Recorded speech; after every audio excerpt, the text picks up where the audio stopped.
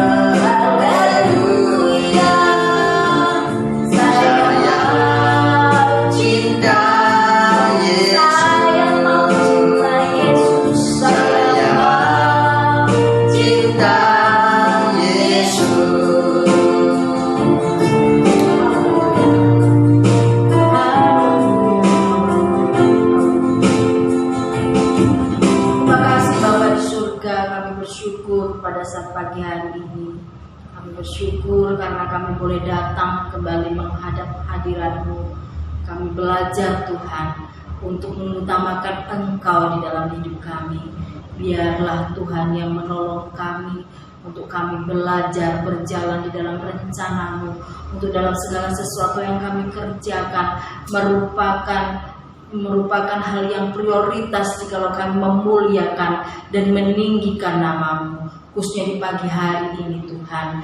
Kami bersama-sama, sekalipun kami masih harus di rumah kami masing-masing, kami mau bersatu hati, memuji, meninggikan dan memuliakan Tuhan. Mari Engkau melayakkan kami di hadapan hadirat-Mu, supaya kami berlayak di hadapan Tuhan untuk memuji dan meninggikan Engkau. Terima kasih Bapa, terima kasih. Mari hadirlah Engkau di tempat ini, Engkau yang memimpin acara ibadah kami ini Tuhan. Walaupun kami di rumah kami masing-masing, hanya di dalam nama Tuhan Yesus Kristus kami berdoa dan mengucap syukur. Haleluya, amin. Puji Tuhan, haleluya. Puji nama Tuhan. Bapak Ibu Saudara, kita mengangkat pujian kepada Tuhan. Besarkan nama Tuhan, pujilah Dia, haleluya. Karena memang hanya Dia yang layak dipujikan. Sebab besar Dia, besar kasih Dia, besar kuasa-Nya yang menyelamatkan segala saya. Besarkan nama Tuhan, pujilah Dia.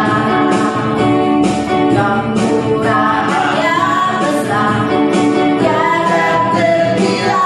Amin. Aku tak dapat balas betapa besar kasih-Nya.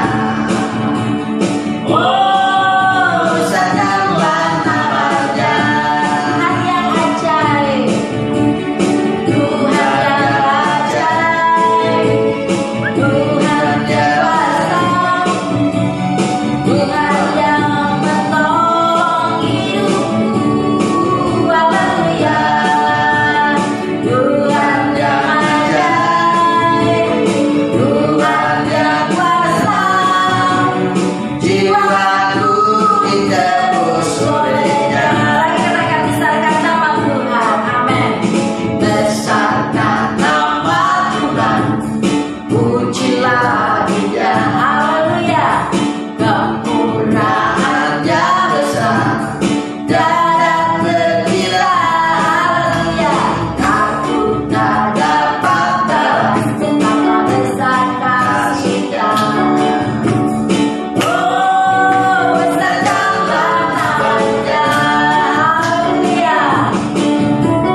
Tuhan yang ajaib, Tuhan yang kuasa, Tuhan yang menolong hidupku. Haleluya, Tuhan yang ajaib, Tuhan yang kuasa, jiwaku ditebus oleh-Nya. Tuhan yang ajaib, sekali lagi katakan sama-sama. Tuhan yang ajaib, Tuhan yang kuasa, Tuhan yang menolong hidupku. Haleluya, amin. Tuhan yang ajaib, Tuhan yang kuasa, jiwaku ditebus oleh-Nya. Jiwaku ditebus, jiwaku ditebus oleh-Nya. Haleluya, jiwaku ditebus oleh-Nya. Haleluya, puji nama Tuhan. Besar setia Tuhan bagi saudara dan saya. Kita bersyukur menjadi umat ketebusan Tuhan. Puji nama Tuhan. Kita akan mendengarkan sebagian daripada firman Tuhan. Mari kita buka hati kita buka pikiran kita rindu segala sesuatu dalam hidup kita ini adalah menyenangkan hati Tuhan. Firman-Nya akan menuntun kita, akan membimbing kita untuk kita mengerti apa yang menyenangkan hati Tuhan. Kita angkat pujian yang mengatakan menyenangkan hati Tuhan. Haleluya, haleluya. Memang kita dipanggil, kita diciptakan adalah untuk menyenangkan dan memuliakan nama Tuhan. Haleluya.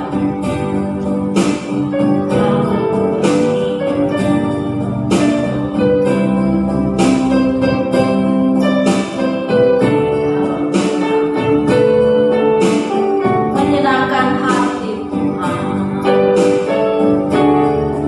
menyenangkan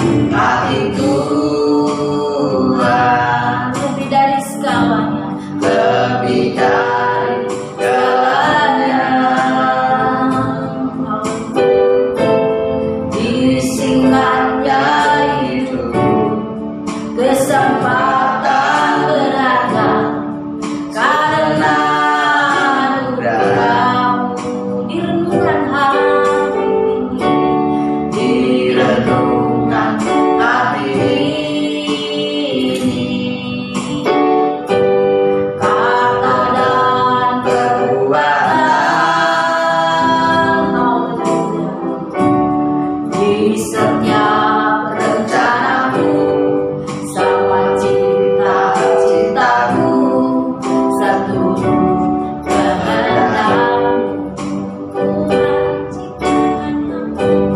Engkau ciptakan aku untuk menyenangkanmu. Sepanjang hidup ini sampai di surga nanti, menyenangkanmu selalu di mana kau ada. Aku rindu berada. Engkau kesukaanku, dan ku takkan berhenti, tak akan tergantikan. Sekali lagi katakan, menyenangkan hati Tuhan lebih dari segalanya. Katakan dengan segenap hati kita bahwa memang tujuan hidup kita semata-mata adalah untuk menyenangkan hati Tuhan. Haleluya.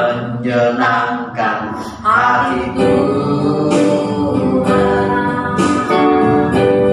lebih dari segalanya.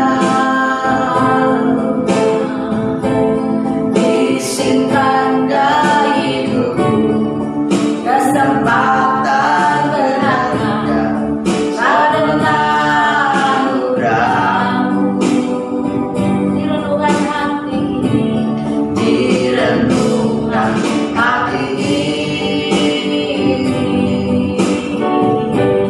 kata dan perbuatan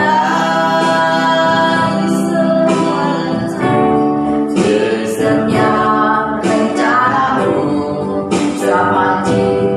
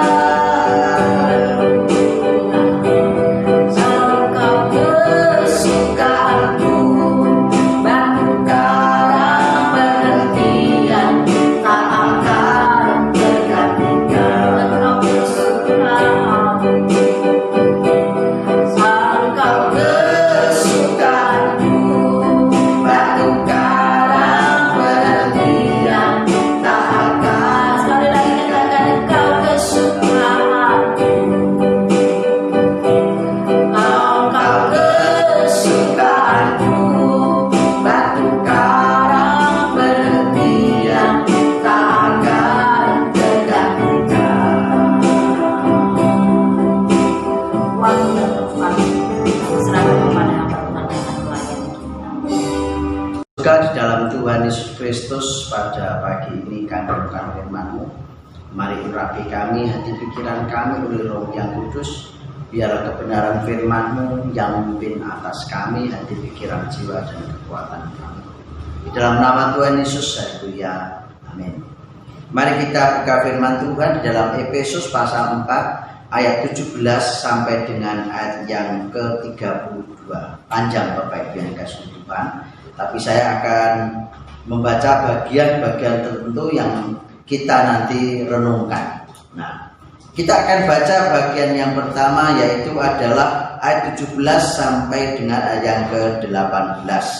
Bapak Ibu Saudara yang terkasih di dalam Tuhan, kita di situasi yang ada saat ini, kiranya kita tetap menjaga kesehatan kita, menjaga kesehatan kita, menjaga hidup kita supaya selalu untuk memenuhi ataupun mengikuti protokol yang sudah ada, protokol kesehatannya. Jadi pakai masker, baik berjualan apapun keluar pakai masker, ya kan. Jangan mudah menggendong anak siapapun, ya kan, kecuali keluarganya sendiri. Yang ketiga, tolong mari kita usahakan jaga jarak, ya kan, di antara orang di luar keluarga kita sendiri, terutama, ya kan. Itu supaya apa? Supaya kita aman.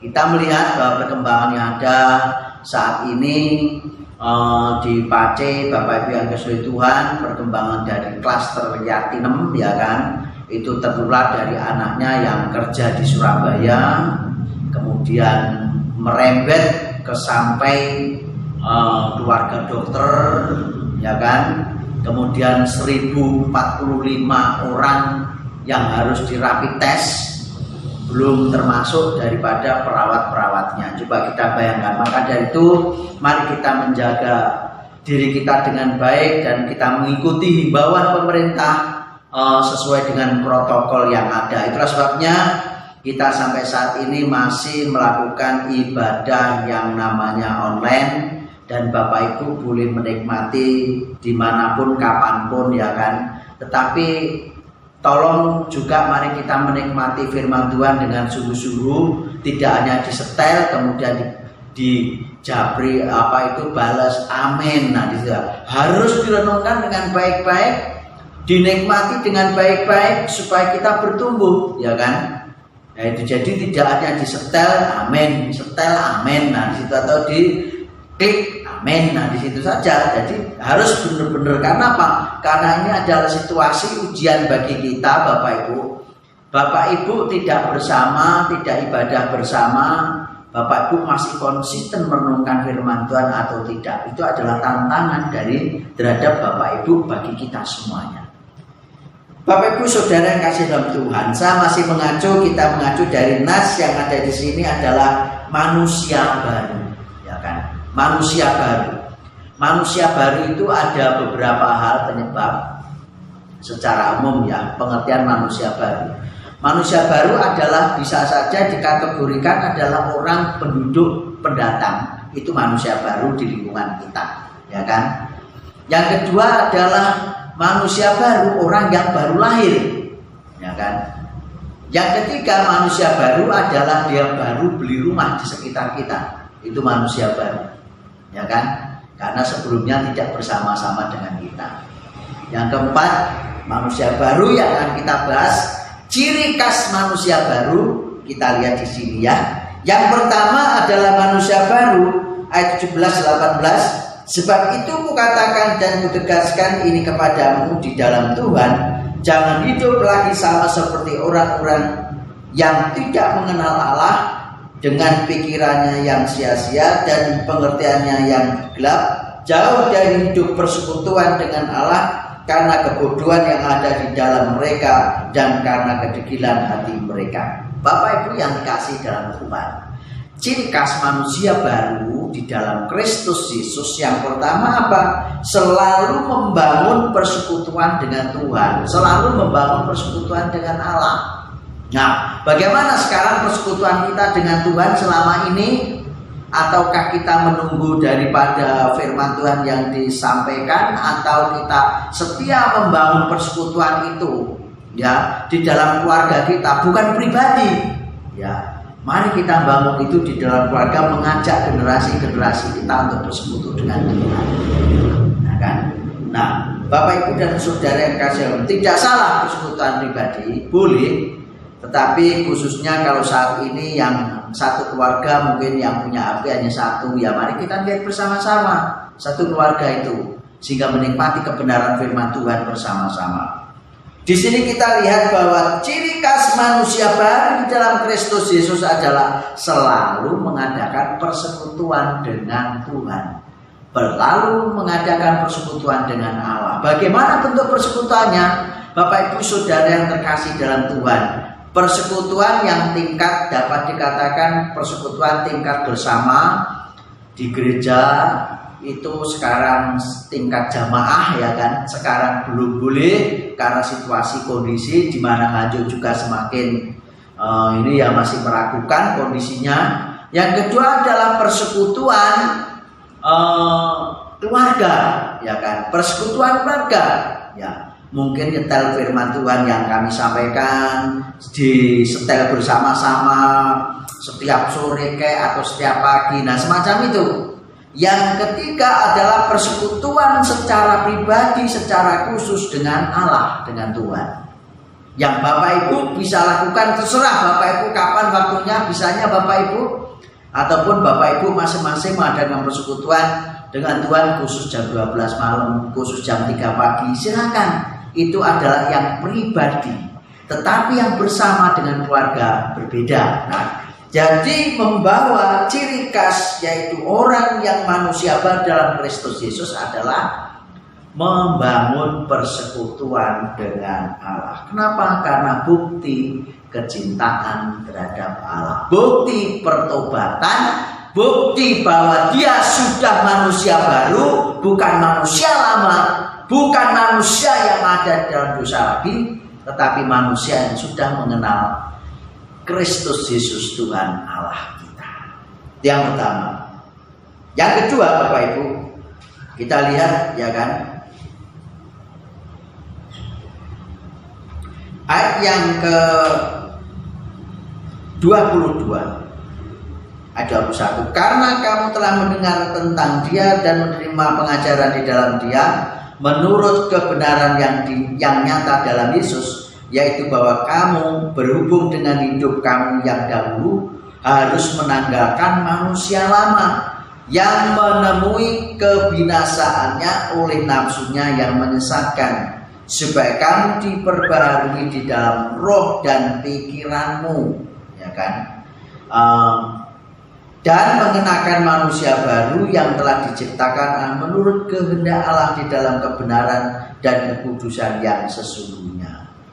Ayat yang ke-25, karena itu buanglah dusta, berkatalah benar seorang kepada yang lain, karena kita adalah sesama anggota. Apabila kamu menjadi marah, janganlah kamu berbuat dosa, janganlah matahari terbenam sebelum pada marahmu, dan janganlah beri kesempatan kepada iblis.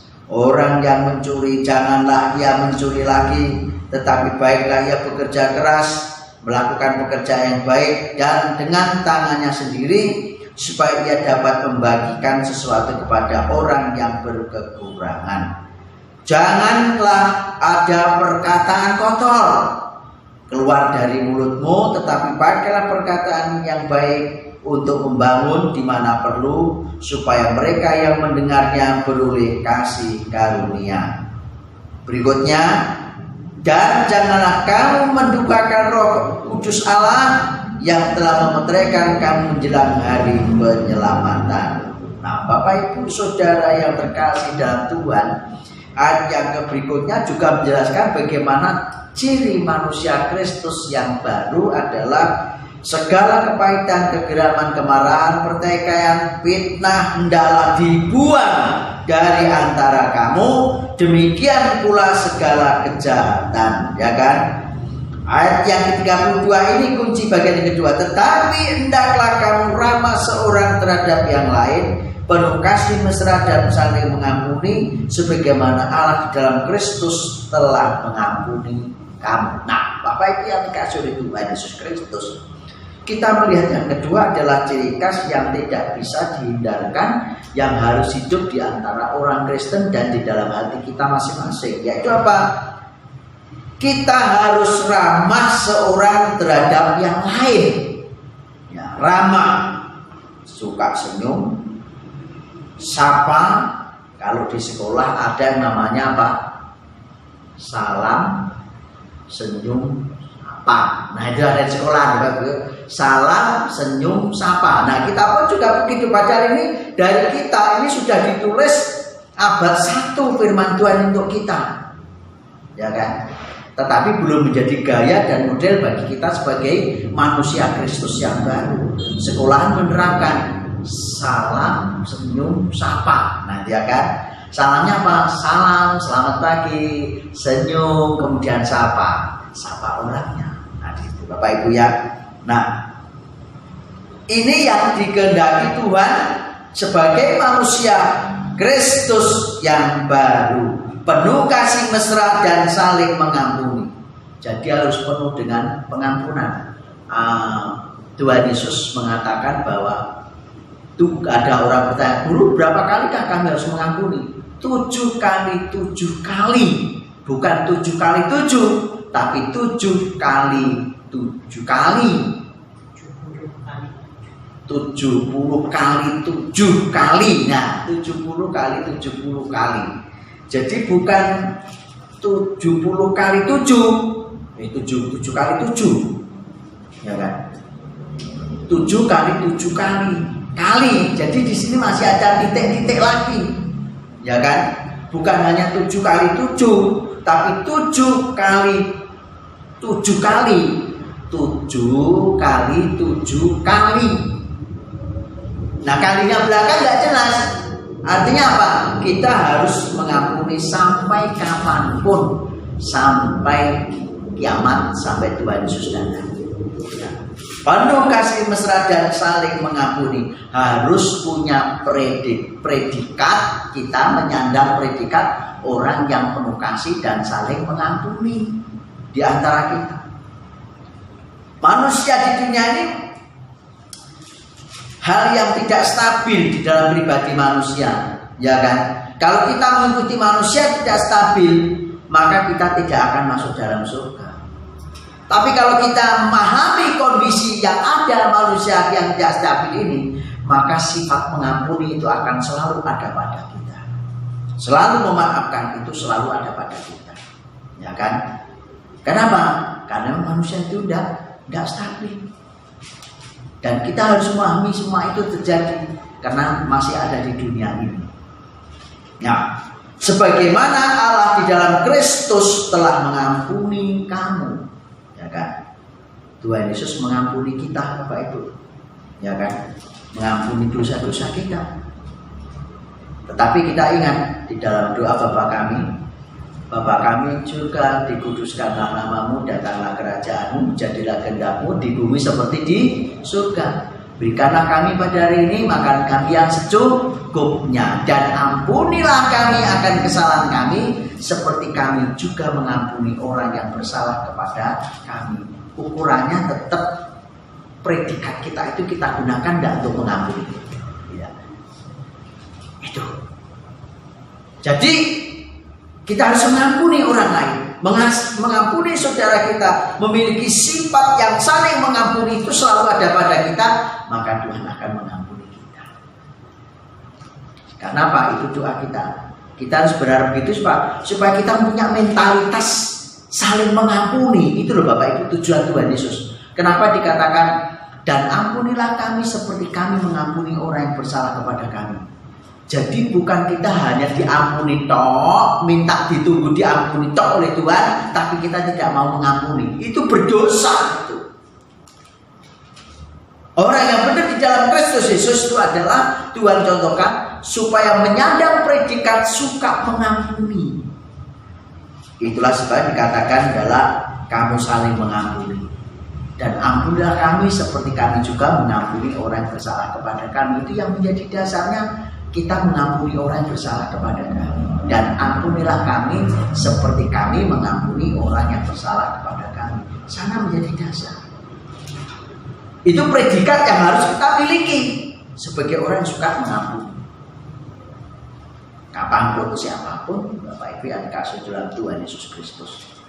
Jadi mentalitas kasih, penuh kasih mesra dan saling mengampuni harus selalu ada di dalam pribadi kita. Karena itu predikat yang tidak bisa dilepaskan, yang sudah dibaca, dikaca, dilihat oleh dunia di luar kita. Salam. Terima kasih Bapak Ibu, sudah dikasih oleh Tuhan. Jadi ada dua ciri khas manusia yang baru di dalam Kristus. Yang pertama selalu membangun persekutuan dengan Allah. Yang kedua adalah memiliki predikat penuh kasih mesra dan saling mengampuni. Seperti Kristus telah mengampuni kita di dalam Allah Bapa Tuhan kita. Amin. Tuhan Yesus memberkati. Terima kasih Tuhan, firman pada pagi ini meteraikan di dalam hati pikiran kami supaya boleh menjadi kekuatan bagi kami dalam kami Engkau di dalam situasi yang ada pada saat ini, supaya kami menunjukkan manusia Kristus yang baru yang selalu bersekutu dengan Tuhan. Dan yang kedua adalah menyandang predikat penuh kasih mesra dan selalu saling mengampuni. Terima kasih Tuhan Yesus, terima kasih Bapa. Di situasi yang ada saat ini Tuhan jamah kami, supaya Tuhan urapi kami, supaya kami hidup memuliakan dan bagi kemuliaan-Mu dan tidak mendukakan Roh-Mu yang kudus. Terima kasih Bapa, terima kasih di dalam nama Tuhan Yesus. Haleluya. Amin.